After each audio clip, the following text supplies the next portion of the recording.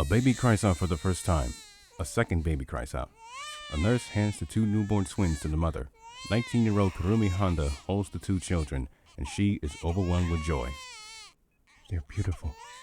Kenjiro Honda, the 20-year-old second-generation Dragonborn, leans towards her on the hospital bed. He rubs the two newborns' heads very softly. He smiles at them as he brushes the boys' black hair. Indeed they are. First Seaman Elliot Harrington places his right hand on his friend's shoulder. Well, Shinji, congratulations. You're finally a father. How do you feel? As if life gave me a chance for once. 25-year-olds Mario and Luigi Giovanni walks on the other side of the bed. Their overalls are red and green respectively, and their undershirts are blue. Hey, now that you're the father, maybe you could probably go easy on us. Shinjiro looks at the two with an intense, scolding look. Did I say I was ever going to do that? The brothers cowers beside the bed, covering their heads. Kurumi lays her hand on her husband's chest. Oh, darling, give them a break. They've been through a lot. Let them have some fun. Fine. I am going to miss kicking their asses on a weekly basis, though. Shinjiro looks away from the Mario Bros back to his children. A look of concern takes over. I am worried, though. What do you mean? I no longer have Gamera living inside of my body. Well, that's good. However, the problem is that he never told me which child he transferred into. Oh, don't worry about that, darling. Let's just enjoy life, like you always wanted. What your mother always wanted. Shinji smiles and scratches the top of his head. She still has to stop thanking me for saving her. But, you're right. After 5 years, it's finally time to enjoy it. And I'll be doing it with you and my children.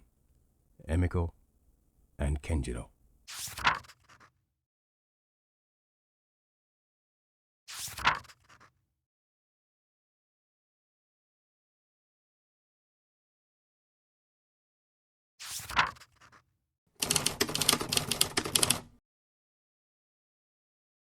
The 1-year-old Kenjiro pushes himself up from the floor with his hands. He takes his first step, then his second step.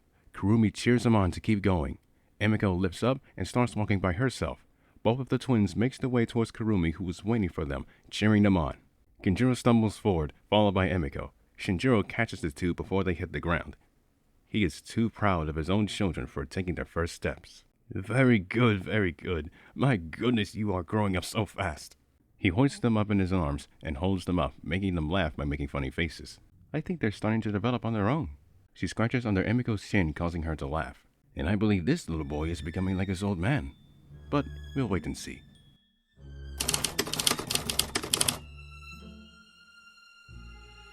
The front door quietly opens. The parents sneakily enters the house. As they take their shoes off, they hear a plate shatter in the kitchen. Gray ore surrounds Kurumi, and black ore covers Kenjiro, with the latter sadistically smiling from ear to ear. It sounds like someone chose the wrong house. The two runs down the hallway straight into the kitchen. Upon entering the kitchen, a plate flies by their heads, smashing on the wall behind them. They look at what's through the plate. Emiko is floating 6 feet in the air, surrounded by purple aura. Circling around her are plates, silverware, plastic and glass cups, pans, and chef's knives. On the floor, Kenjiro is lifting the TV like it is a piece of paper. Shinjiro and Kurumi are in disbelief. Suddenly, their shock turns into anger. Kurumi whistles at the two. The twins look at their parents. They stop in their tracks. Kenjiro drops the TV and all of the appliances fall to the kitchen floor. My god, you two are lucky that this place isn't getting robbed. Shinji walks over to Emiko, grabbing her out of the air, canceling her aura. He walks over and holds on to Kenjiro. He places the twins on the couch. Kurumi touches the ground. Navy blue ore comes out of her hands and covers the entire kitchen and living room. Thanks to her ability, Time Restoration, all of the appliances and the TV reverses back to the point before they were moved. Everything is restored. Kurumi's aura disappears and she turns her attention to her children. She stands beside her husband and looks directly at them with disgust and disappointment. Suddenly, a realization comes into her mind. Darling, do you know what this means? Indeed, the powers have grown much faster than we expected. What do we do? We're going to have to train them. What? But they're only a year old. I'm not talking now. In due time. We need to prepare their minds and they need to train to control their mana. But who would fulfill the roles of training our children's mana? Shinji puts his right hand underneath his chin. He thinks of some names that come to his mind. Harrington? Unlikely since he too has a family. Giovanni? Both brothers are too busy with their plumbing business in the United States. Then, A name comes into his mind. I know just the person for this.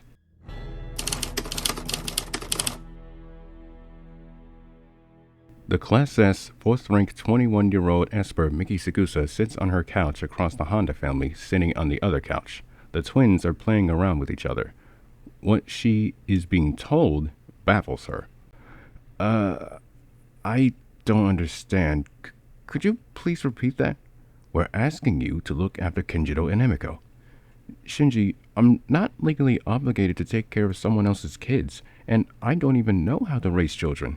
Whoa, I didn't say raise them for us. I mean help them control their mana. Wait, they can use their mana this early? I'm afraid so. Huh, that's strange. Usually, a child Esper's mana would take over 2 years to develop. I agree. But the thing is, Shinji looks at the twins, then looks back at Miki. One of them is not an Esper, but Dragonborn. Sakusa becomes surprised. Wait, really? She stands up and looks over the parents to look at the twins playing.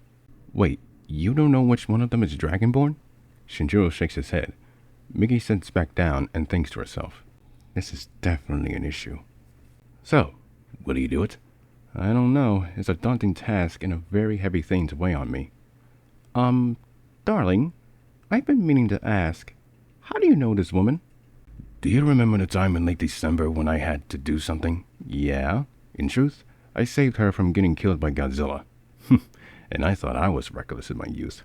Kurumi's black hair lifts, and she makes a crazed look at Sakusa. Have you been doing naughty things to my darling? What? No. Nothing like that ever happened. We're just friends. Mrs. Honda's face turns into joy. Okay, she can help our children. Okay, that was scary. So, do we have a deal? This is a big responsibility, but I'll do my best.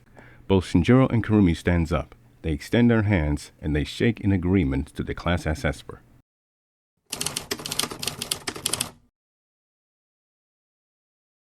On the open green field outside of the ERI building, or where one of the places that the Espers go to train or practice controlling his or her mana, Kenjiro and Emiko, with their master's help, are one of them doing the latter. Sakusa and the twins sits in the middle of the area, called the park, with their legs crossed and eyes closed. Calm. Let your thoughts clear away and connect one's mind to the other. The surrounding area around the twins starts to fade away, and the sounds around them becomes quieter and quieter. And then there is nothing. Waves of energy exits their bodies and enters each other's. Sakusa looks on impressed at what the twins are doing. Looks like they're getting the hang of it. Kenjiro and Emiko opens their eyes. The former jumps to his feet, moves behind his teacher, and grabs a rock that was thrown at her. Miki looks behind her confused, but looking ahead, her confusion turns into agitated anger. She stands up on her feet and faces back at the building's entrance. Takeo Iwata, along with Miyaki and Naoko, all three are 6 to 8 years old, stands 10 feet away from the three. Takeo! Again? Iwata smirkily laughs at her. You know using your ability without provocation is against the rules, right? Ah, shut it. We've been wanting to get a piece of you for some time now. I'm not in the mood right now. I'm busy. You're not anymore. It's time for our glory. The Espers around them notices this sudden altercation. They form a circle around in anticipation for this duel. Kenjiro looks at the three child Espers carefully. Iwata controls the earth, Miyaki handles plasma, and Naoko controls fire. He looks at Sakusa behind him. Sensei, I can handle this. Miki looks at him concerned. Oh, would you look at this? The little thing wants to take on all three of us. A loud smack interrupts the laughter. Kenjiro slaps Miyaki in the face, sending her flying against the wall. Kenji looks at the other two, expressionless. Iwata traps the boy by his feet using the grass and dirt. Naoko shoots a fireball. Kenji catches it, breaks himself free, and lightly touches Iwata's left leg, setting it on fire. Iwata squirms around trying to put the flame out. Naoko takes the flame out of his leg, but it leaves behind a burnt-off pant leg. They turn their attention back to Kenjiro, only to find a car-sized pile of dirt in his right hand. He slams the dirt on them, burying them alive. Everyone witnessed a supposed weak child easily defeat 3 Class B Espers, and Sakusa especially is astonished. Kenjiro digs into the pile of dirt and drags out Naoko and Iwata. Kenjiro dusts off the dirt from their clothing. Now I get it. Kenjiro Honda is the new Dragonborn. The Espers, including the 3 Class Bs, looks at the Esper shocked and surprised. Wait, he's Dragonborn? I thought it was my brother and I are twins of our father. In other words, they're Kenjiro Honda's twin children, and I should tell him about what had happened today. Instantly, the 3 Class Bs gets on their hands and knees and plants their foreheads on the ground. Please forgive us! The aura disappears from Kenjiro's hands. Don't do it again, okay? Yes, sir. Kenjiro walks away from the 3, sits beside his sister again, and continues where the twins left off. Later that night, Sakusa stands and waits in the main lobby. She is holding both of the twins, who are sound asleep. Shinjiro walks into the building and spots the 3 waiting for him. Did they behave? Yes, sir. For the most part. What happened? 3 little Class B troublemakers were causing a scene, but Kenjiro taught them a lesson. Really? So then, that means he's... Sakusa silently nods her head. She hands the sleeping twins to Shinji. Fascinating. Well, thank you. We'll see you next time. Take care.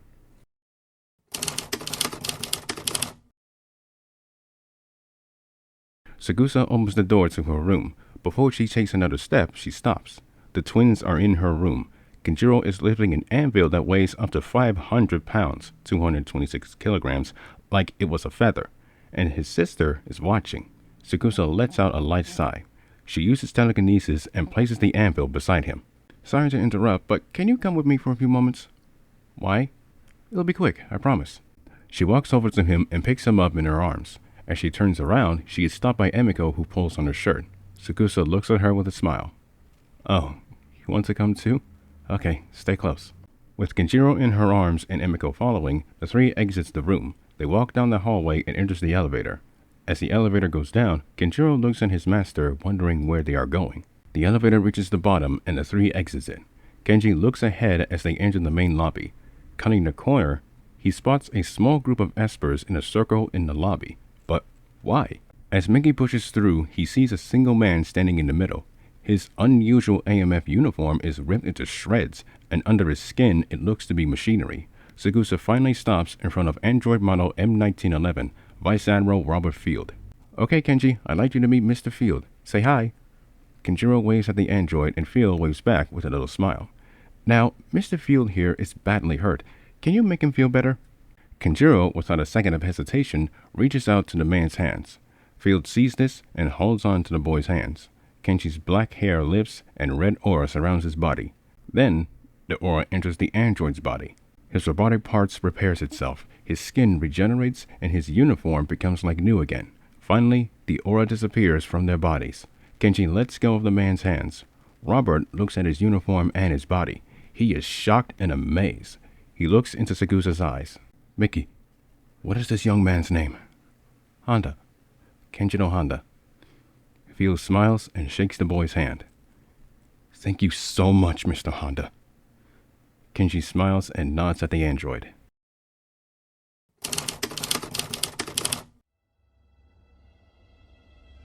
The SS Hope Unto Dawn battle carrier flies over Minato, firing its 20-inch guns.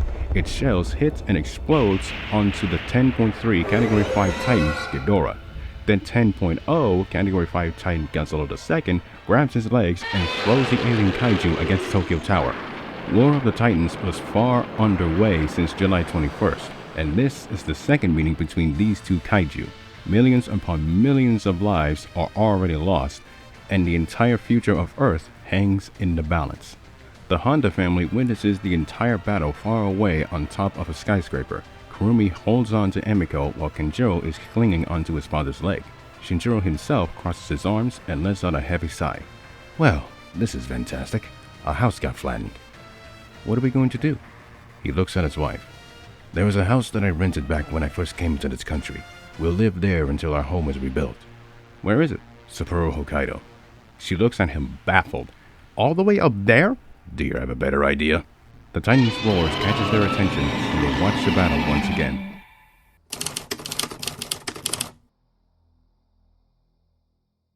Miki Sakusa, covered in dirt, steps through the entrance and walks into the lobby. Her head is looking down. Her mind thinks back to the moment when she saw Godzilla II nodded his head at her as a sign of respect. Her thoughts are interrupted when she sees all of the Espers living in the building standing in front of her. In front of the group is the Honda family. Thank you for saving us.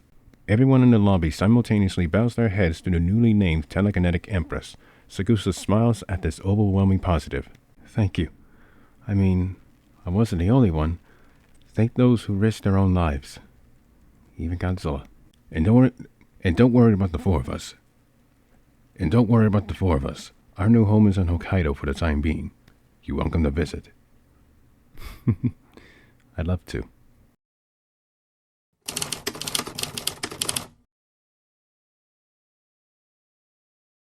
The world can now recover after the most deadliest titan in our history almost destroyed it. The damages that was brought on by Ghidorah, as I am told, was more catastrophic than anyone anticipated. The United Nations has tallied up the official death toll given to them from several countries that have been hit. Over 197 million and counting. Those countries' leaders are ordering memorials to build in the areas that have been hit the hardest, including ones in Fukuoka and Onoshima Island for the crews of the SS Hope of the Dawn and our own. Kurumi, standing in the kitchen of the new temporary home, is listening to the news while she is cooking breakfast for the family. And that said family is sitting and waiting for the food. They too are watching the news of what happened. The Anti-Megalosaurus Force had followed Godzilla until he landed on Miyake Island, 72.43 kilometers away from Ushima Island. As of this morning, the AMF had begun working on creating Outpost 84. Wouldn't blame him. He deserved it. In another news, yesterday, Red Mongolia had begun the invasion of China. Chinese President Yang Zheng-kun had ordered a general mobilization of his armed forces. But as of this morning, all of Inner Mongolia has been captured. Mongolian Emperor Gontoga Ozawa declared, all of our ancient territory that the great Genghis Khan have captured will be ours once more. As of now, the Mongolian Red Army is in the middle of their ongoing offensive en route to China's capital, Beijing. More in the story as it develops. Kenjiro Honda leans back in his chair and crosses his arms. Well, color me surprised. I didn't think that the crazy bastard would actually do it. I always thought that they were insane and bluffing. I guess we were all wrong. But I think we're safe. Why do you say that? Historically speaking, the Mongol Empire only captured all of ancient China because of Genghis Khan's strategies and his descendants who took up those ideas, and it stretched from Asia all the way to Eastern Europe. But it failed in taking Vietnam, India, and it took so long to take all of Korea, and they failed to invade Japan in 1276 and 1281. Very interesting, but you missed the fact that the Mongols are facing the wrath of Mother Nature's divine wind in those 2 years. Even so, I still believe that we're safe. I wouldn't come to that conclusion. 5 million strong from the Mongolian armed forces. Things have changed. Ghidorah's attack on China only gave them the opportunity to invade. The Mongolians will take their chances. As she places the breakfast on the table, Kurumi looks at her husband with a concerned look. Wait, darling, you don't mean... Indeed. I hate to scare you, but Red Mongolia will invade all of Asia. Kurumi is overwhelmed by the sudden revelation. Kenjiro, looking at the live news footage of Red Mongolian soldiers running past the camera with AKM assault rifles, gets an idea in his head. If those bad guys ever come to us, I'll beat them back where they came from. And I want to be there with him. The twins' enthusiasm on facing the Mongolians one day surprises both Kurumi and Shinjiro. It reminds them of the times when they had faced powerful foes in their early years, even the time where the two fought each other in late 1989 with their enemies. The two parents smiles at their children. We promise that one day we will train you to fight those individuals. But you better be ready, because we won't go easy on you.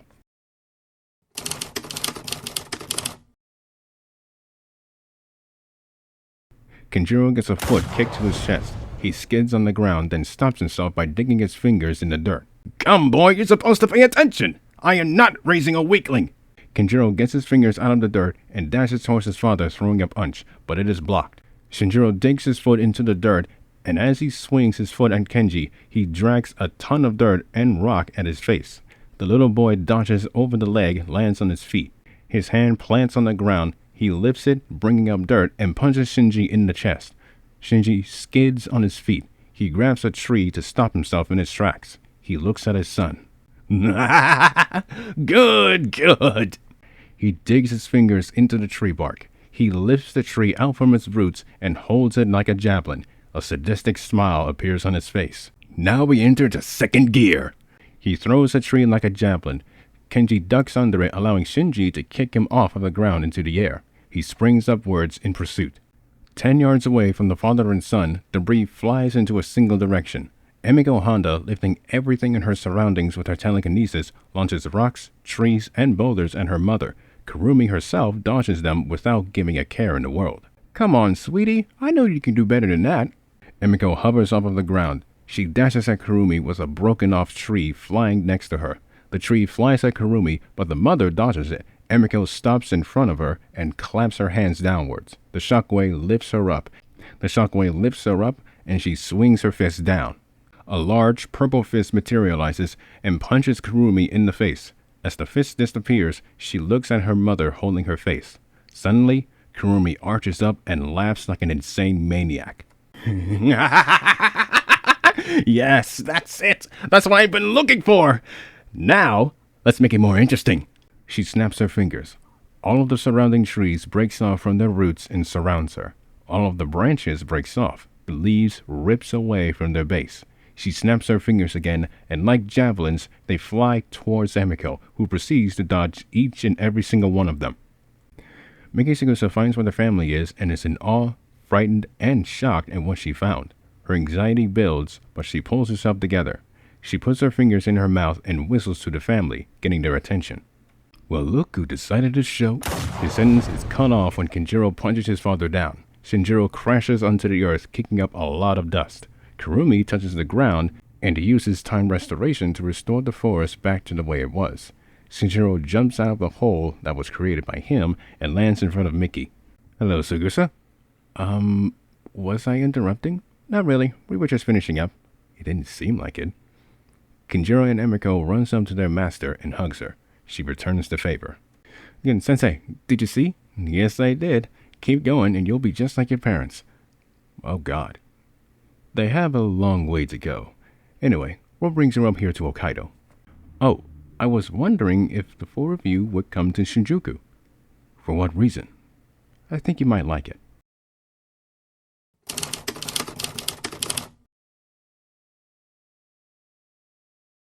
Following Sagusa down the halls of the AMF headquarters, the Honda family walks with a group of child and teenage espers. This is the first time they've been inside of the underground facility.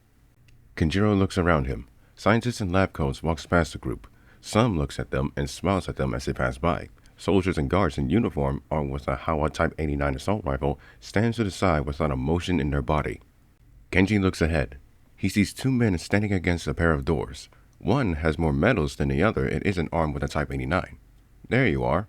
Supreme General of the JAMF Yoshiaki Shindo and First Lieutenant Kazuma Aoki greets Sagusa, the Honda family, and the group of espers. I hope these kids know what they are about to see. Shindo, everything's gonna be fine. You say that, but look at what you had to go through just to get him here. Him? Sensei, what are we about to see? Sagusa turns around and kneels down to the boy. You're about to see him. His curiosity, as well as everyone else's, peaks. General, I think it's time to actually show them. Of course. The two grabs the door handles. They open it. Make sure you stay at a safe distance, everyone. Confusing words from the lieutenant, but they all enter the room. Stepping through, the room is much larger than they expected it to be, 817 square feet to be exact. In the middle, taking up 75% of the room, is what looks to be an artificial habitat that one would see in a zoo. Surrounding it are steel bars with guards armed with Type 89s standing 5 feet away from it. Everyone stops at a distance of 10 feet from the guards. They stand side by side and looks at the habitat. Many questions are going through their minds. What are they keeping inside of the habitat that they don't want to get close to? Keep watching, okay? Mickey? All of the children continues to stare at the habitat. The fake bushes within it starts to rustle. They hear a low grumble coming from within. It is indeed an animal, but it doesn't sound like a normal animal. More fake bushes after the other sways back and forth. Something is coming to the steel bars. Finally, something appears from the bushes. Human-sized, dinosaur-like in appearance, boxy head, hunched posture, light gray Antillean skin, small eyes with yellow pupils, and dull dorsal fins on its back. The children becomes awestruck in its cuteness. Kurumi and Shinjiro are stunned. General, Is that, indeed, Godzilla the Third? What is he doing here? You should ask Mickey for that question. Oh, good grief, what did she do? She decided to save the thing when the Red Mongolians started to attack Godzilla II on that island. Shinjiro turns to Mickey. My God, woman, do you not know your own limits? Sakusa sheepishly smiles and chuckles. She turns her attention to the children. Okay, children, how about we sing that song that you've been practicing? The children cheer in excitement. Kenjiro and Emiko becomes confused. Sensei, what song are they going to sing? It's something special for Junior. Junior? She points at Godzilla III behind her. Why don't you and your parents stand in the background for a little bit? The twins nod their heads. As the Honda stands back, Shinjiro has one question. What is this? Are you teaching them to be a choir? Oh, no, it's nothing like that. It's just something that I decided to do. Sakusa steps back, clear of the group of Vespers. They stare at the infant as he stares back at them. One 7-year-old girl, Chio Murata, starts singing 2 separate notes. Then the rest of the boys and girls start singing. The sound of their singing voices brings calm to those who are hearing it, the lights dimmers giving a very nightly feel to it. Godzilla III slowly lifts his head up slightly. He listens to the humans singing this song to him. Shinjiro, Kurumi, Aoki, and General Shindo are impressed by the group's vocals. Kenjiro and Emiko are mesmerized by the song alone. They continue listening. Kenjiro's eyes looks towards Godzilla III. The infant's back flashes blue. It flashes again. The boy tilts his head in curiosity. Godzilla's dorsal fins flashes bright blue 3 times. It gets the attention of the adults. His eyes starts to glow bright blue. Wait, is the song? Kenjiro lets go of his mother's hand and gets past the guards right to the cage. Sakusa and Kurumi are terrified. Shinjiro holds them back. The infant kaiju looks down at the human boy. Kenji extends his hand out to him. Godzilla lowers his head. The boy places his hand on the top of his head. Waves of ore swirls around their bodies. Their minds connect to one another. A third mysterious mind comes in. What is this? It's all right. Vinila. Hiu. Zifu. Wait, are you? The children finishes singing. The aura surrounding both Godzilla III and Kenjiro disappears. The former turns around and walks back into the habitat, disappearing from the human eye. Kenjiro turns around and walks back to his family. All the while, everyone is staring at him, wondering what he did. Kenji? Did you do something to him? I heard him and Robert speak. You did? Wait, who's Robert? Prince Robert. Wait, I know that name. But why would you hear his voice? Everyone is at a loss of words. Shinjiro looks at Sakusa, then looks at his son. More questions are lingering on.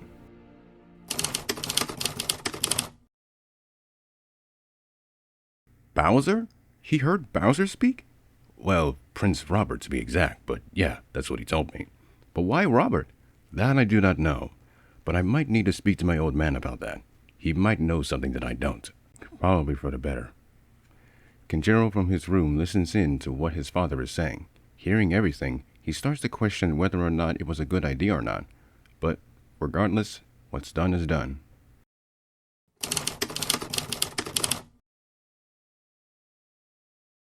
The father and son are standing in an area of the forest. Kenji shivers from head to toe because of Hokkaido's 20-degree Fahrenheit temperature. Papa, are you sure we should do this in the cold?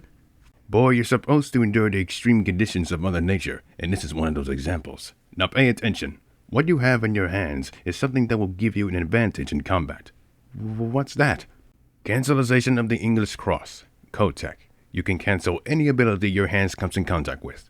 Kenjiro suddenly stops shivering as his curiosity peaks. Anything? Anything indeed. Let me demonstrate. Shinji conjures a fireball in his right hand. I want you to reach your hands outwards and prepare to catch this, and do not hesitate. Like a baseball player, Shinji throws the fireball at his son. Kenjiro catches it with his hands. Good. Now, close your hands while you are holding it. Kenji does as instructed. The ball shatters and disappears. Awesome. Very good. Now, let's go for something more powerful. Wait, what? Shinji inhales and unleashes fire from his mouth. Kenji, with quick reflexes, blocks it with both of his hands. The blast pushes him back, but he still stands on his feet and holds on. Come now, boy, close your hands! Kenjiro attempts to close his hands, but the strength of the fire is too strong. He screams at the top of his lungs and uses brute force to close his hands. The flames finally shatters, but the recoil sends the young boy off of his feet. He falls on his back in the cold snow. Shinjiro walks over, picks him up, and wipes the snow off of him. You know, there was another way to negate something as strong as that. You can cross your arms like a Christian cross, hence the name. If only you told me that beforehand. You didn't need to. You had to figure it out yourself.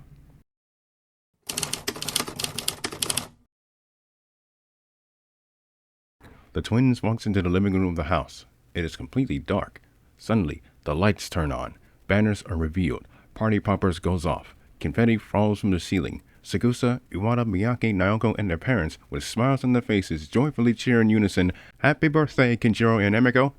The twins becomes overwhelmed with joy. Shinjiro and Kurumi brings out a birthday cake with 5 lit candles on both sides. Kenji and Emiko blows out the candles, making a wish in their heads. At 8:47 p.m., everyone is enjoying the party. The children are especially having fun playing Street Fighter II Turbo on the Sega Genesis. Kenji is playing Ryu against Takeo playing Guile, pulling off combos out of nowhere. You win! Perfect. Takeo pops out on his feet and slams the controller down. How did you do that? The young Dragonborn gives him a smug grin. I want to go again. Sorry, everybody gets one. Emiko grabs the controller from the floor and sits next to her brother. Really? You? Do you even know how to play? I learned from watching you. So enough talk. They pick their characters and the game begins. Right from the get-go, the twins are playing competitive against each other. Takeo, Naoko, and Miyake cheer on who they think will win. Sitting at a dining room table, Shinji, Kurumi, and Sakusa watches the children have fun. They couldn't help but smile at them. It looks like they got their competitive side from us.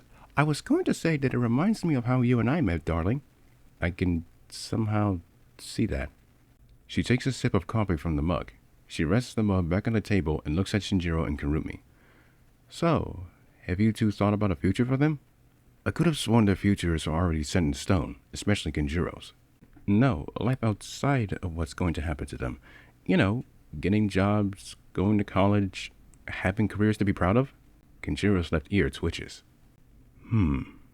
That did cross my mind. I'm considering moving back to America. Why? For one thing, they haven't met my mother, let alone my father.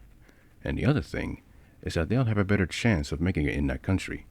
Though, it is something that they'll have to decide on. Didn't you once told me that you wanted to live out your life in peace? I did. And I hope that Kenjiro and Emiko get to experience the same thing. I see. The telekinetic empress looks into the mug half full of coffee. She stares at the reflection, looking back at herself. You know, it's always my dream of getting out of Japan once in a while. But ever since my family was killed in 1984, I couldn't find it in myself to do it. I feel like it would be disrespectful. Not to mention, leaving all of my past problems behind without some sort of resolution. Kurumi reaches out and places her right hand on Mickey's left shoulder. It's never too late to resolve them. Remember that. Mickey smiles and nods her head, agreeing to what she said. Kenjiro listened to every word that they had to say. Unfortunately, he lost against his sister.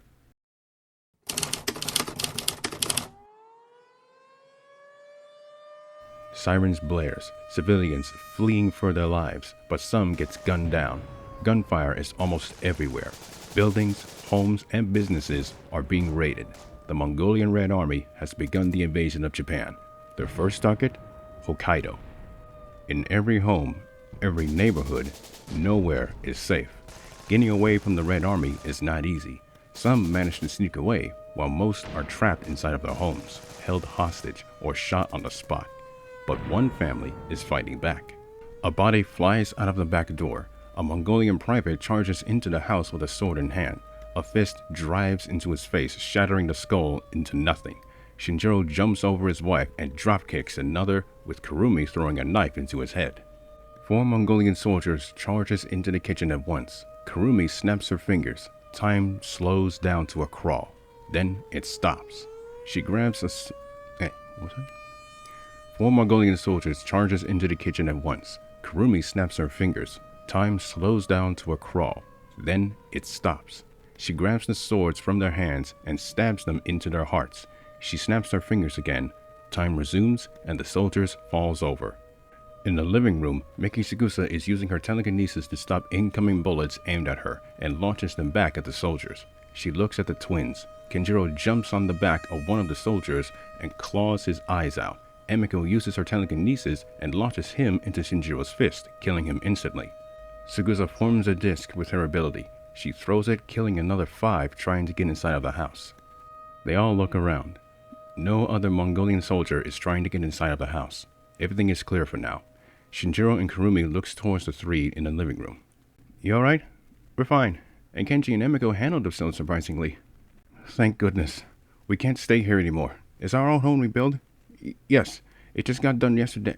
She stops mid-sentence. 2 Mongolian soldiers with a monitor-covered spear in their hands charges through the open door into the kitchen. Shinjiro looks behind and sees them. He looks at his wife. He grabs and holds onto her from her back. The spears drives through their upper backs through their chests. Sakusa and the twins are horrified. The former creates another disc and throws it at the soldiers. Their bodies flies out of the house into the air. Kenjiro and Emiko screams at the top of their lungs. Kenji pulls out the spears from their chest. Blood pours out. They stagger on their feet. Shinjiro, still clinging onto his wife, tumbles on the wall and sits against it. Kurumi, you idiot. I told you, you were not going to die alone. Kenjiro rushes to his parents and places his hands on their chests. Shinjiro grabs them and pushes them away. No, don't. If you do that, you will not have enough to escape. But I'm afraid that the new Dragonborn cannot heal the previous. My own father had informed me of that. A stunning and shocking revelation, one that Kenjiro, Emiko, and Miki did not expect. Kenjiro, listen to me. You must worry for those who are still alive. As the new Dragonborn, you will have more power and strength than I ever had. And whatever you do, do not unleash Gamera before you are 10 years old. The boy's face is full of tears. Emiko starts crying as well. Kurumi's eyes shifts towards the family portrait. A happy family is all that she can see. A smile appears on her face. I guess we won't be able to see you two grow up. But you know what? You have given me and your father the greatest time of our lives. And so, I feel that we should give you something in return. Emiko, come here. Emiko runs to her dying parents. Shinjiro rests his left hand on Kenjiro's head.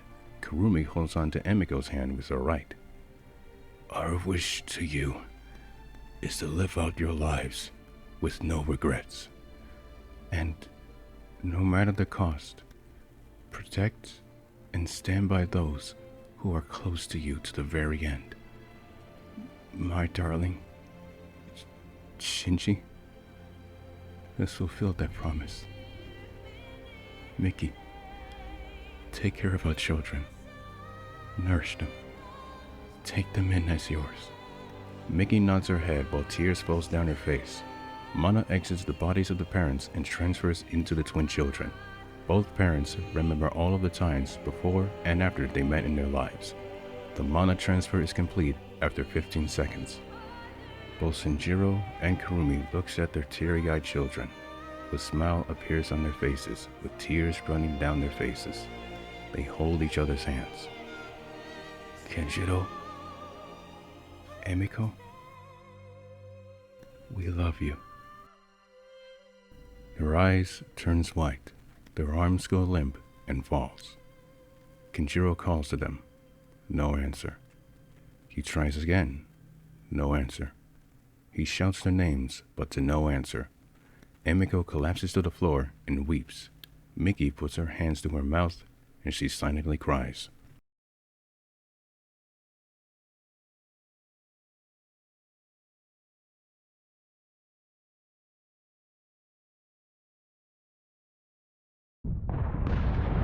Kenjiro hears artillery in the distance. He wipes the tears from his face. He stands up, turns around, and grabs both his sister and master's hands. All three run up the kitchen through the open back door out of the house. They get far away from the house and neighborhood as fast as possible. The shells whistles. They clash onto earth, onto the Honda household, destroying it in the process. A red Mongolian squad spots the three running for their lives. They open fire with their AKM rifles. Mickey creates a bubble shield to protect herself and the twins. One soldier in the squad aims his RPG at them. He fires it, and the rocket crashes and explodes behind them. They fly into the air, then crashes on the concrete road. Kenjiro lands on all fours like a cat. Looking back at the road, he can see the horde of Mongolians heading their way. He looks at his sister and Mickey. He gets up, rushes to them, and grabs onto their arms. "I'm sorry. I'll come back. I promise." Without explaining any further, he lifts both Emiko and Sakusa up and throws them high into the air. The screaming of his name fades away as they go farther and farther out of Hokkaido. He turns around and catches another rocket fired at him. He throws it back at the squad, taking them down. He turns his head to the right and dodges a blade aimed for his head. He grabs the sword and stabs it into the soldier's neck. A sniper from 100 yards away fires his SVD. The 7.62 bullet drives into Kenji's left leg, then another to his right leg. The boy collapses to the ground, writhing in pain. A soldier rushes to him, plants his foot on his arm, and shoots it. He shoots the other arm also. Honda screams at the top of his lungs. He pounces up and bites on the soldier's neck. He rips a huge chunk off and falls back down. The man's blood bursts out like a fountain. He struggles to breathe, then he collapses to the ground. Finally, another soldier bashes Kenji on the back of his head, taking him down. A squad rushes in and aims their weapons at Dragonborn. "Hold it!" All of the soldiers ceases what they're about to do. A woman in a general-style uniform steps in the group. She looks down at Kenji. With his vision fading, he looks up at the woman. "Take this one to Janjir. He could be with the other freaks."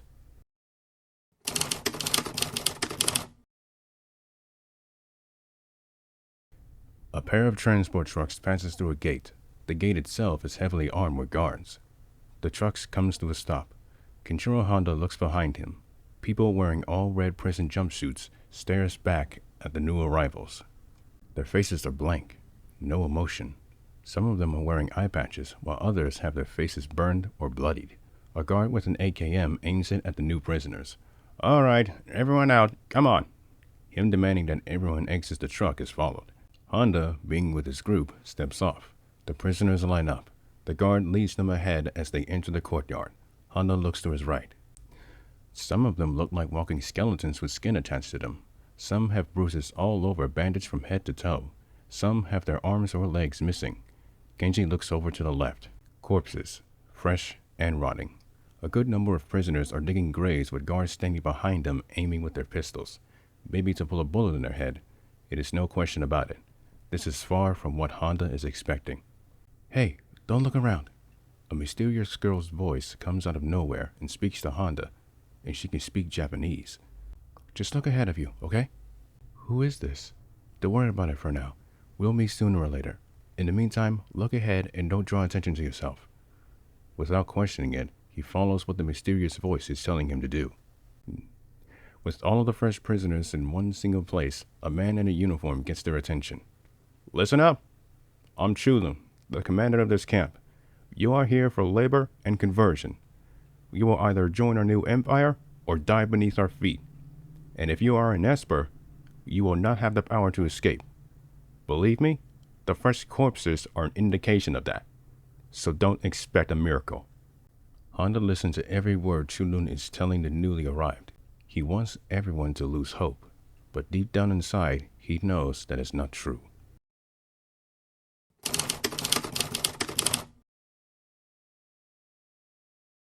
Laying down on the bottom bunk bed with nothing covering him, Kenjiro looks at his hands. His wounds that he sustained in Hokkaido are healed. His mind drifts back to the moment when he saw his own parents dying right in front of him. The words he said to him before he passed, they are starting to weigh in now. Kenjiro is the new Dragonborn. He has known this fact for a long time, but he doesn't know what it means to be Dragonborn. Judging by the things that he can do, he is starting to understand just a little bit. "Psst! Hey, are you still awake?" The same voice from before is back. but it's much more close by. I am. Can you tell me who you are now? Movement on the top bunk bed gets his attention. A pair of legs, then a person falls to the floor quietly. A girl with long black hair turns around to him. Her face has no scratch or mark. She sits on the bed next to Kenji. Shinobu Nakamura. You are? Kenjiro Honda. Honda? I've heard of that name before. Are you related to... He's dead. So is my mom. Oh, and I'm guessing that you want revenge, right? How do you know that? Because I can tell by the look in your eyes, Dragonborn. Kenjiro becomes stunned at the fact that she already knows who he is. She places her hand on his dirty hair. Don't worry. When the time comes, you'll be out of this hellhole. On one condition. You have to get all of us out. How long have you been in here? 3 years. For others, maybe longer. So, do we have a deal? She sticks out her pinky finger. Honda sticks out his, and the two make a pinky promise. Excuse me. The two children looks over to the bunk bed to their left. Another girl, laying down on the bottom bunk, is looking at them. You two mustn't speak. The guards will hear you. Sorry, I was speaking to Long Yi on how we can get out of here. Wait, Long Yi? That boy is Long Yi? The girl slowly sits up in her bed. I'm Fang Langyong. It is a pleasure to meet you. Mind me asking, but are you two Japanese by chance? We are. Honda's perfect Chinese Mandarin surprises Fang. My grandmother had told me a lot of horrific stories about what the Japanese did to her during the war. She told me to stay away from the people and their country. I assure you, we are not like those brutes. How long have you been here? About 2 years at this point. After the Mongolian Red Army took over Beijing, I was captured by secret police. And then after that, I was brought here and put through so much horrific, appalling conditions that I'm still shocked that I'm even alive. But why would these Mongolians kidnap and imprison anyone? You could thank Guntoga Ozawa for that. Who is that? He's the current emperor of Red Mongolia. He is the one that ordered the capture of anyone who doesn't convert immediately. It's so that future generations will become a problem later on. You either convert or death. Doesn't he have a daughter? Yes, Princess Haltma, and she is in charge of operating under those conditions. Last I heard, she was in Hokkaido. A revelation hits Kenjiro. It is the same person who he saw in Hokkaido before he was taken away. His right fist balls into a clenching fist. The young Dragonborn seized with anger. Everyone, if you are hearing this, please listen to me. Kenjiro is communicating with every inmate within the Genjiro concentration camp. The guards and the commander do not hear the voice. My name is Dragonborn, and like you, I lost almost everything and brought here. I'm sure some of you have been here longer than others, but no more. I'm getting you all out of here. I'm sure you heard stories of what I can do, and they are true. However, an escape is going to take a long time to make. It requires a lot of planning. Take notes of key areas, what can be used, as well as getting the outside world to know what is happening. I'm sure there are other camps like this, but we can bring awareness to what is happening. Do not tell any guard or the commander. I'm counting on all of you. So please, I need your help. Every prisoner in POW doesn't show on their faces, but they are relieved that a legend like Dragonborn is with them. But like he said, something like a riot and escape takes a lot of preparation and time. They do not know when and how, but the time will come. From February onwards, all of the inmates of the Genjiro concentration camp scanned the entire facility, creating blueprints and creating every possibilities for an escape. The radio station, the ammo and rifle storages, everything. However, over time, some of the inmates didn't make it. They were subjected to the brutality in which the Red Mongolians had prepared for them. Experimentation using deadly chemical weapons like hydrogen sulfide, carbon monoxide, and nitrogen oxide.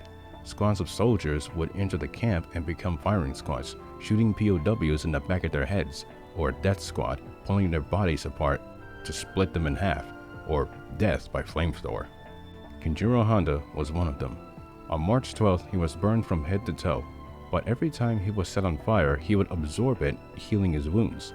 Chunin started taking notice of the boy's regeneration factor. He instructed his guards to find numerous ways to kill him, electrocuting him with 50,000 volts until his heart combusted. It failed. Getting speared in all directions all over his body. Failed. Making him digest chemicals. Failed. None could kill him. In September, Chulun changed his mind. He decided to use Honda as a guinea pig. Throughout October, November, and December, the Mongolians experimented on him to see which method of getting rid of prisoners would work. During that time, he, Nakamura, and Feng Liuyang finalized a layout for an escape, while Honda himself kept the latter two alive all year long. The three children even shared stories with each other, stories of great moments, friends back home, and life before they were captured. They waited and waited for the right moment to strike.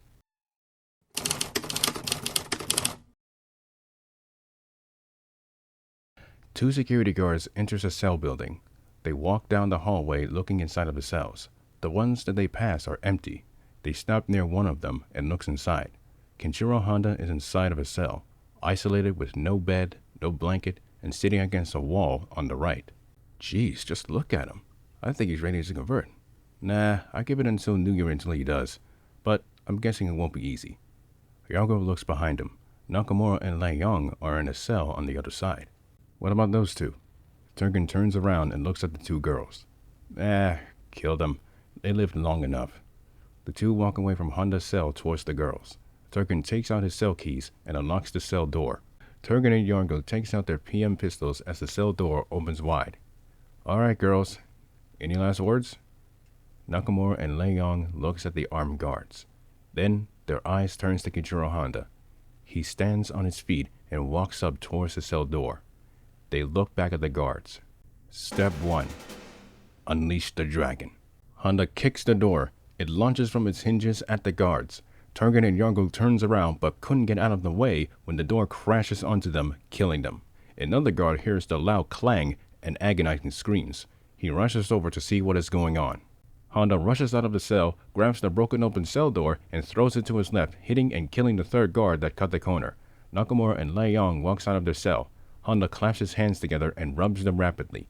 He stops as they become covered in white aura. Step 2. Gift of the Dragon. He kneels down to his knees. He places his hands on the floor. The aura explodes on the floor. The aura becomes a giant wave of energy traveling outside. The guards becomes confused. The aura enters every inmate, old and new. Every man, woman, and child. Every POW who survived for months and years, and POWs who just arrived from the front lines. The aura they have absorbed is a gift from Kenjiro Honda. But not just a gift, it is a signal. Step 3. Unleash the vengeful horde. Immediately, the inmates, with their newfound power, attacks any and every guard that they come in contact, showing no mercy to those who have tortured them for months on end. Now, all of the pent-up frustration and anger being let loose against their oppressors. The guards assembles to the armory to grab their AKM rifles, but the POWs has beaten them to it. They grab their rifles and, combined with their abilities, fires at the guards, killing them. Other inmates with their abilities kills the guards using any element they come in contact with, creating weapons in the process. Hearing everything from the inside, Honda, Nakamura, and Liuyang are overwhelmed with relief and joy. Good, beginning to work. I believe what comes next is Step 4. Blackout. The three children runs away from their cells. They exit to the outside and witnesses the wonderment of this riot. They run to the right. Honda punches a charging guard away, killing him in the process, and the three continue on. POWs who arrived at the camp quickly rushes into the communications building, stealing weapons and killing any guard that stands in their way. Floor by floor, they take out any Mongolian that is armed. 10 minutes go by, and the inmates have full control of the communications building. One of the POWs, Brigadier General Liu Kangming, sends a message to the Chinese Liberation Army that there are prisoners, POWs, and captured civilians inside multiple concentration camps. A voice on the radio tells him that they need to find a way to get to the island of Hainan in southern China. Kangming says it would only take 10 minutes. Meanwhile, Kenjiro, Shinobu, and Fang finds the power station to the entire camp. Honda leaps onto it, placing his hands on the generator. He absorbs all of the electricity. 10 seconds later, a darkness covers the concentration camp, with the full moon providing the only light. Honda looks at Nakamura and Liuyang. Step 5. The commander's demise. Inside of a complex, Chunu looks out through his window with anger. He turns around and looks at his soldiers from the Red Army. Call in reinforcements and tell them to... His sentence gets cut off when Kenjiro Honda bursts through the window, grabbing and slamming the man's head down on the floor. The soldiers aims their AKM rifles at the boy. As they pull the trigger, a wingless Chinese dragon made of water flies in through the broken window, grabs every soldier with its mouth, and crushes them to death in its jaws. Nakamura, carrying Leon, hops through the broken window into the room. The dragon drops the bodies and it disappears into Fang. Honda picks up Chulun by the back of his head. Electric bolts surrounds his right hand holding his head. Chulun begs for his life. Goodbye. He holds him by his shoulder with his left hand. He reels his right hand turned fist back and then punches him in the back of his head. The fist digs into the skull, shattering it and the brain. He tosses the lifeless body out of the window, crashing to the ground with a loud splat. Honda shakes his hand, getting the blood off of it. He turns around to look at Shinobu and Fang. Step 6. Raise hell. And raise hell they did. For the next 10 minutes, the riot reaches its peak. All of the inmates with Dragonborn's help killed any Mongolian guard that was left standing, showing no mercy to any who dared to torture them.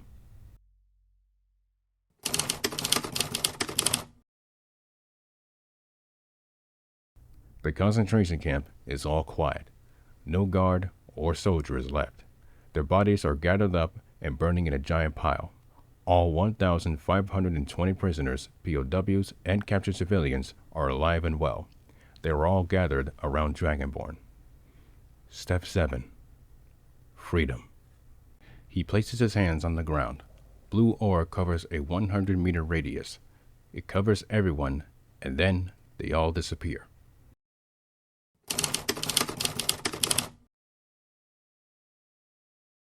The over 1,000 inmates appears in the Haiko city center. All of the pedestrians are suddenly taken aback by the sudden appearance.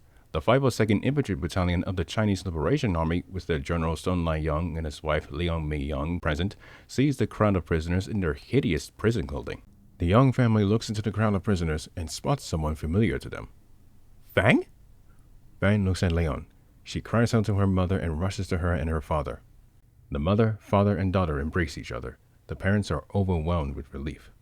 Oh, thank you, God, for keeping our daughter safe and sound. Actually, Mom, as strange as this may sound, those Japanese kids saved all of our lives. Which ones are they? Fang points at both Honda and Nakamura behind her. Them? They're Japanese? Yes, I know, you and grandmother have history, but that boy is different. How so? He's Dragonborn. They become stunned. They had thought Dragonborn had died. However, they realize immediately that this is a new Dragonborn. General Sun walks over to him, kneels down, and shakes his hands. You do not know how grateful I am for saving our daughter's life. Leon sits next to her husband. Please, is there anything that we can do in return? Honda smiles at the two. Please, it's nothing. Nakamura and myself are just about to head back to Japan. But, could you take care of all of these people? They're all starving at this point. Oh, God, of course. And please, we'll take you back to your country. No, there's no need for that. I'll just run there. Thank you.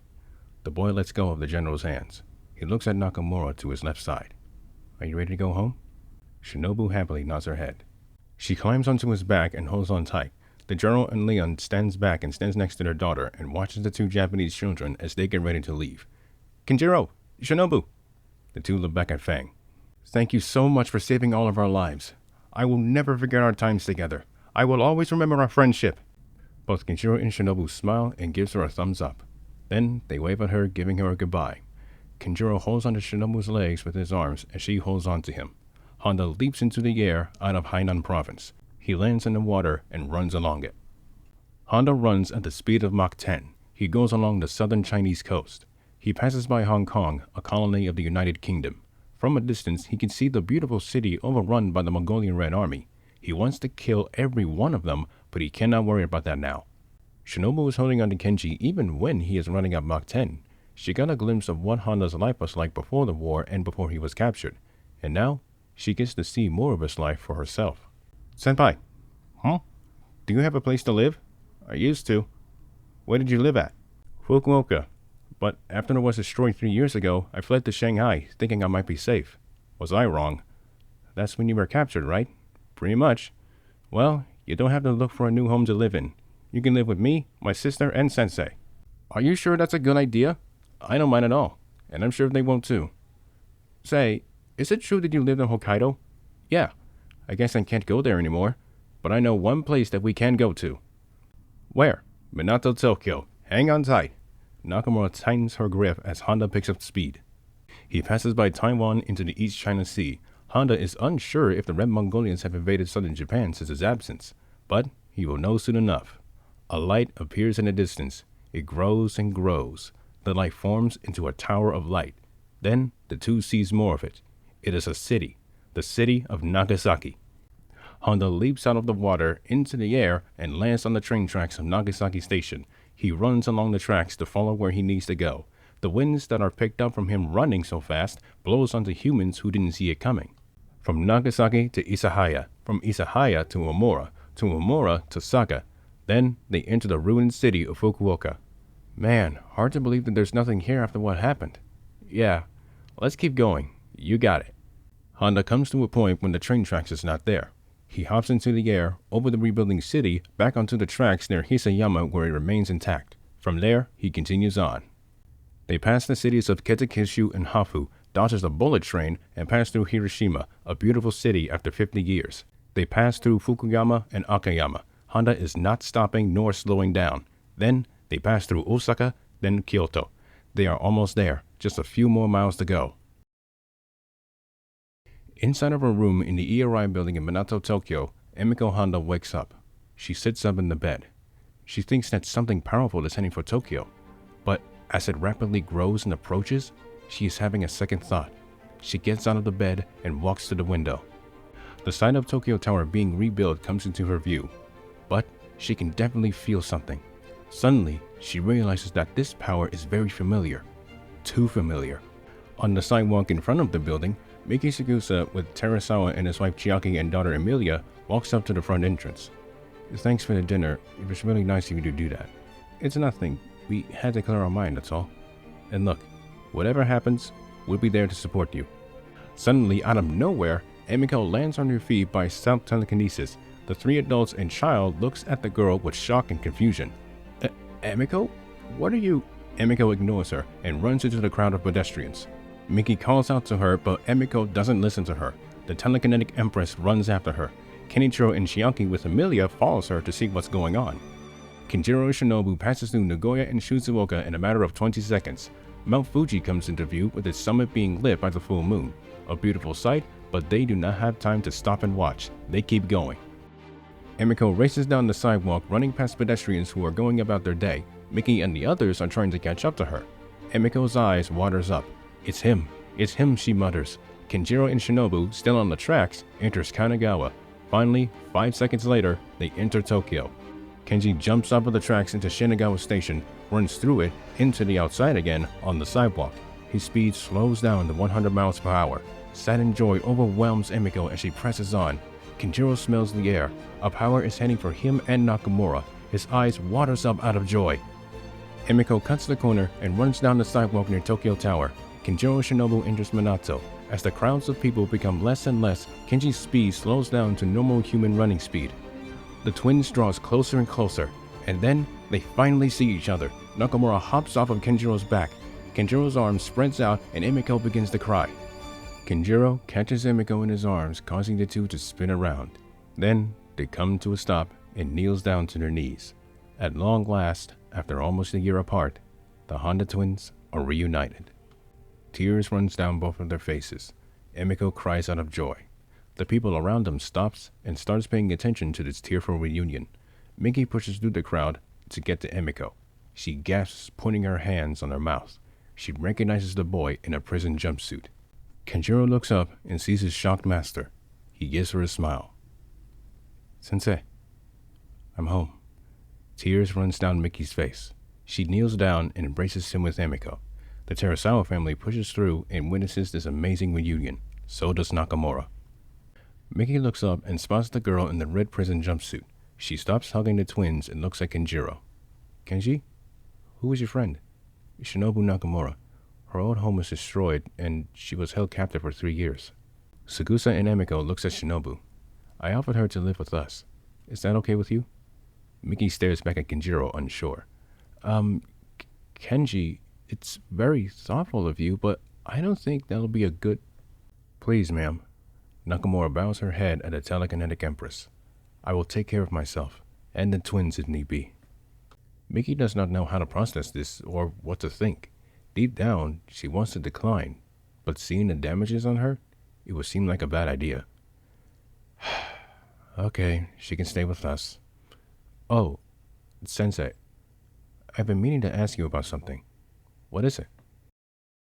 Inside of the original rebuilt home of Kenjiro and Emiko in Minato, there lies a memorial shrine in a single room. A photo of Shinjiro and Kurumi are on display with flowers all around them.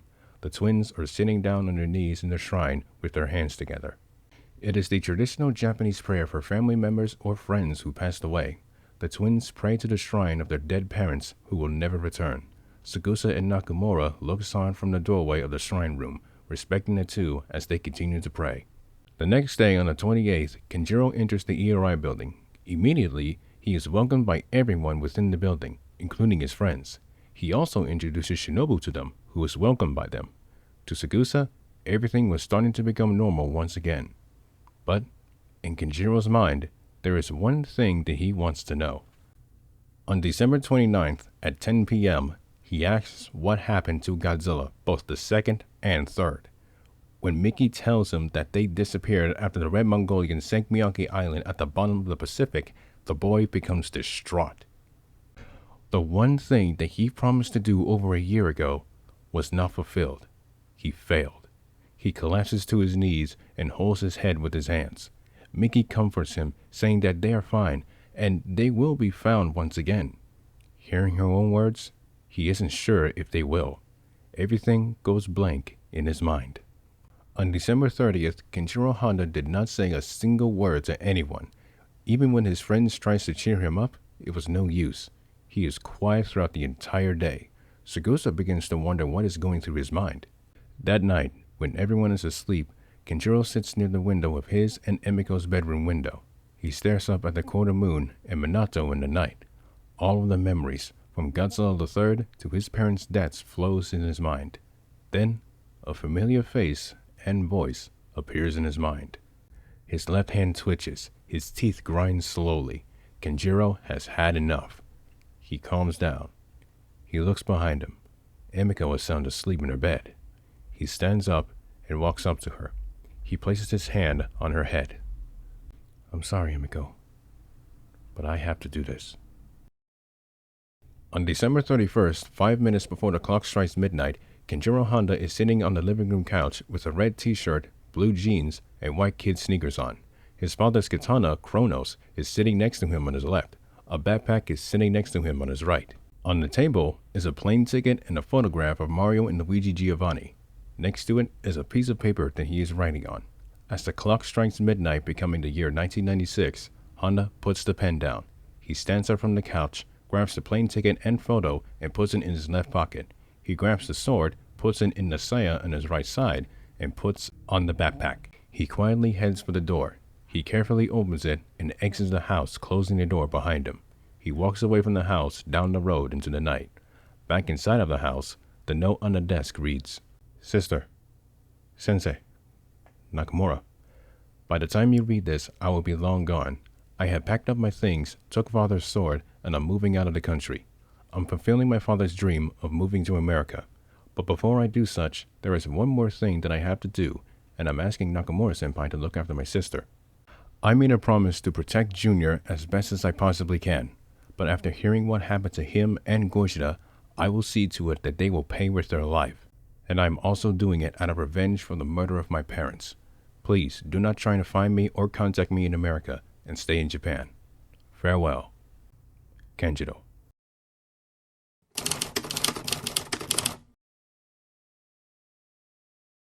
A man in a yukata walks into the bedroom. He closes the door behind him. He stops in his tracks. He sees Kenjiro Honda on his knees looking back at him. Emperor Heisei? Who are you?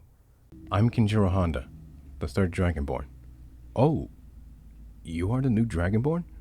I thought you were captured by the Red Mongolians. I was, but I returned 3 days ago. And I've come to tell you what I'm about to do. Kenjiro explains to the Emperor what he is going to do and the reason he is heading for the United States. Akihito is stunned beyond belief. He never imagined that he would do something like this. I understand your grievances. And you think that doing this will bring you satisfaction or relief? I want to have closure, and it's something that Father would have wanted. No surprise there. Listen, Dragonborn, I am not going to stop you. You have every right to express yourself however you wish.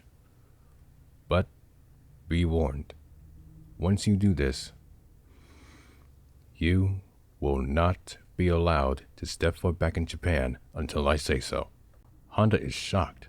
Up to this point, he has lived in Japan since his birth, and like the Emperor said, if he does this, there is no going back. He bows his head to the floor. Tenno, my father had dreamed of his children living in a peaceful world. If I don't do this, there will be no peace. I will take my chances. His decision is made. Soon after he came to it, he disappears from the Emperor's palace. Emperor Akihito, all by himself again, gives out a light sigh to himself. Then, I wish you luck in your future. Safe travels. For the rest of the night, Kenjiro Honda slept in the Tokyo Station Hotel until the morning.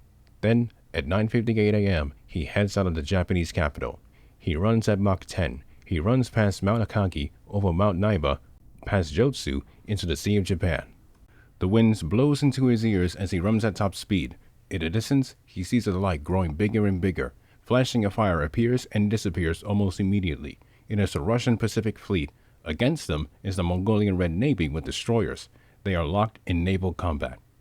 Honda takes out his father's katana Kronos and holds it in his left hand. The blade glows blue. He runs past the Russian ships and heads straight for the Reds. He gets near the destroyer Huchin that is ahead of the group. He makes a U-turn and digs his father's sword into the ship. Still running at Mach 10, he slices the ship's port side from bow to stern. Dragonborn slices through the ships one right after the other without the fleet ever knowing what is happening. As fast as Honda slices through all 7 ships, he runs to land and cuts down every Red Army soldier he comes across while going through the city of Vladivostok. One Russian crusader, Sergei Konchenko, the Red Cossack, is fighting against 10 soldiers with swords and AK rifles. Kenjiro, in a blink of an eye, slashes through the soldiers and protected the old man. All 7 Mongolian destroyers explodes, with 8,400 altogether dying in the process. On land, all 500,000 Red Army soldiers in Vladivostok are killed in the blink of an eye. Sergei, when the smoke cleared, immediately knows what caused it. He calls out to his comrades to quickly take the city. Honda, still running at Mach 10, runs past the city of Modenjiang and continues on. He enters the city of Harbin, slicing through 80,000 Red Army soldiers and 5,000 Mongolian T-72 tanks in the process. As he exits the city, he turns northwest. Exiting China, he enters back into Inner Mongolia. He puts Kronos back into the Saya as he enters Red Mongolia proper. He runs up and over the countless mountains of the country. As he rises up one last mountain, the country's capital, Ulaanbaatar, is in his sights. The time is 11 o'clock a.m. He jumps and flies over the suburbs of the city. He looks down at the ground below. The citizens and residents are going about their day like any other. No reason to take his anger out on the innocent. But there are 2 that are unaware of what is about to happen. He crashes on his feet in the courtyard of the Parliament building. His landing creates a magnitude 5.0 earthquake within a 5-mile radius, throwing every citizen off of their feet. He creates a small crater within the concrete. The smoke slowly disappears. He reveals himself to the Mongolian population. With anger taken over, he marches forward. 18 police officers gets in front of him and aims their pistols at him, shouting at him to get on the ground. Honda takes out Kronos, swings into the air to the left, and all 18 officers' bodies are sliced in half. People scream in horror and runs away from the little boy. Honda stops on the steps. He looks up at the large-scale statue of Genghis Khan. He walks up to the statue. He spreads his arms out and grabs onto the base, holding it. He breaks it off from its foundation and holds it on his shoulders. He spins around in place like shot put and throws it at the wall. The statue breaks through the wall, crashing and sliding down the hallway before coming to a stop, killing government workers in the process. The building's alarms goes off. Dragonborn steps foot through the open hole into the government palace. He walks forward as workers gets away from him. Mongolian Red Army soldiers dressed in khaki military uniforms rushes in and fires their AKM assault rifles at the little intruder. Honda quickly takes out his sword and deflects the bullets. Some of the bullets he deflects hits the soldiers, killing them. Some hits their legs, causing them to stop firing. He dashes forward, wickedly punches 7 soldiers into nothing, and slashes the others in half. As he walks up to the statue of Genghis Khan, he takes a peek down a hallway it's blocking off. He sees one old man and a woman running down the hallway. Passing by them are more soldiers and guards of the palace. He gets behind the statue and kicks it down the hallway. The large statue slides on the ground, taking out all of the soldiers and guards who tries to get out of the way. It crashes through the wall back on the outside. Honda runs down the hallway, reaching the other end. He looks to his left and sees an escape door. He walks over to it and kicks the door open. A man shouts, "He's in the stairway!" Suddenly, gunfire rains down on Kenjiro, but he gets in the cover immediately. He digs the green glowing chronos into the floor, creates a large circle, and drags it up. He holds it up like a shield. It's large enough to protect his entire body. He runs into the emergency stairway and blocks the bullets with the shield while hacking and slashing his way up. He cuts through every guard who is in his way with ease. He breathes out fire from his mouth, setting the remaining guards ablaze and blowing open another escape door. He stops firing and he spots a helicopter about to take off. He throws Kronos at the helicopter. The blade drives through the window into the pilot and co-pilot's necks, killing them. He zips through the air next to the chopper. He grabs onto the side door and rips it open. He throws the door and grabs the old man inside and throws him out. The 17-year-old Emperor of Red Mongolia, Guntoga Ozawa, stumbles on the roof of the government palace. His only daughter, 26-year-old Princess Haltma, takes out a hidden knife and jumps at the little boy. Honda quickly turns around, grabs a knife, and stabs it in her leg. The woman screams at the top of her lungs. He kicks her in the chin to shut her up. He digs Kronos out of the dead pilots and walks over to Guntoga. Guntoga crawls on the ground, trying to get away, begging the young Dragonborn to spare him. He gets cut off by Honda grabbing his suit vest and tie. "I've heard enough of you." "Please, I'll give you anything that you want. Just name it. I'll do it right away." "I want nothing from you. This is for everything that you destroyed. This is for everyone that died under your hands. And this is for my family." He throws him down. He thrusts his father's katana through the Emperor's heart. He takes it out and slices his head clean off. The head and body falls on the floor of the roof. Ozawa sees her beheaded father. She screams at the top of her lungs. Honda zips over to her and grabs her by the neck. She struggles to get away from him, but the grip is too tight. "Do you remember me? If not, then you should. I'm the one who you decided to spare in Hokkaido." She takes a good look at him. His face seemed familiar. She finally remembers. It's the same boy that she saw almost a year ago. "Listen to me very carefully." He releases her. She gasps and coughs for air. Kenjiro grabs her by the right hand. He opens his mouth, revealing sharpened teeth. He bites down in her wrist. She screams as his teeth sinks in. 4 seconds later, he digs his teeth out, and his teeth returns to normal.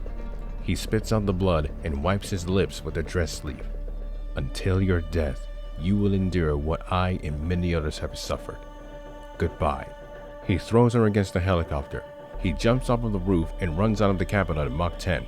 He exits Red Mongolia back down into China, through Detong, Jining, to the former Chinese capital Nanjing, all the while taking out 20 Red Army battalions with its katana and fists. Red Mongolian High Command informs his forces that an intruder and trespasser had entered the country and killed the emperor. They demand that they capture the individual responsible for it. However, as Dragonborn races through China, he makes sure that no one is following him. As he exits Zhuhao, he looks at his clothing. It's all covered in blood, and it will be a dead giveaway if he leaves it intact for the Mongolians to examine. He stops on the outskirts of Shanghai. He takes off his backpack and digs inside of it. At 11:08, he is cleaned up and wearing new clothes. Black t-shirt with a Toho logo on it, a pair of clean jeans, and Nike kids shoes. Once he burns his old clothes, he makes sure that he still has his plane tickets. He runs back into Mach 10, getting past the Red Army in Shanghai, and escapes China. He passes by Okinawa, out into the Pacific Ocean. Because of his actions, Kenjiro Honda is no longer allowed back into Japan, or the continent of Asia. He now heads eastwards across the Pacific.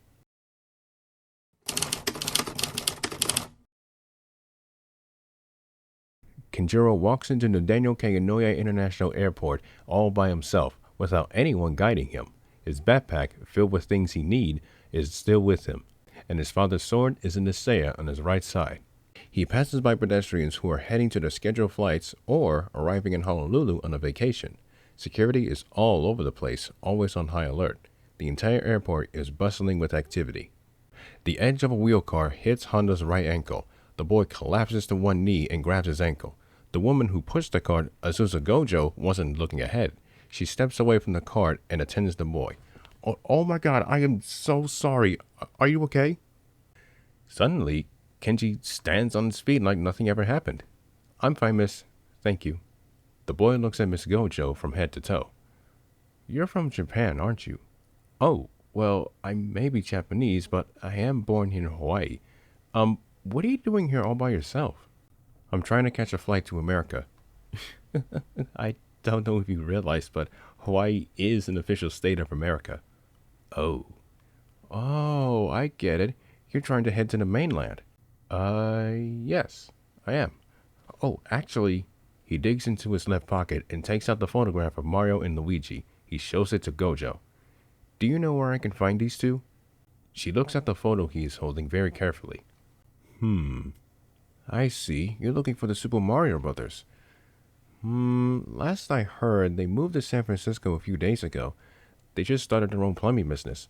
Don't know why they would do that since that Civil War is right there. Civil War? Oh, nothing. So, why do you want to meet them? Hana puts the photo back in his pocket. They were friends with my father. He asked them to be my guardians. And you have to go alone? Yes, ma'am. I call that irresponsible parenting. Anyway, hope you have a safe trip. The two bow their heads and depart in different directions. Kenjiro walks to a massive window and sees two Boeing 747s. Calling all passengers to Flight 247 to San Francisco. At 5:45 p.m., Kenjiro is sitting inside of Flight 247. He looks out the window and watches the plane lift off of the ground into the air. As it ascends into the air, the view of Honolulu becomes less and less until it becomes a blob. The flight is in the air and is on its way east.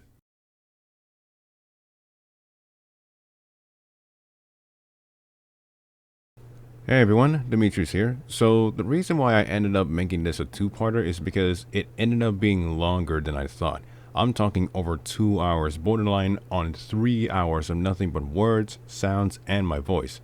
And let's be honest, if I continued on, it would hamper the massive deadline I set for either yesterday or today. And that would end up driving me into insanity. So, to save my sanity, I decided to make it a two-parter, and I could finally give my brain a rest. Anyway, once again, sorry for cutting it short for today, and since I'm near completion of writing ahead of the Guardians of Earth, you'll be seeing the other regular content return for the channel. Now, if you'll excuse me, I need to go recharge my brain for next week. Be well, stay safe, and have a good day.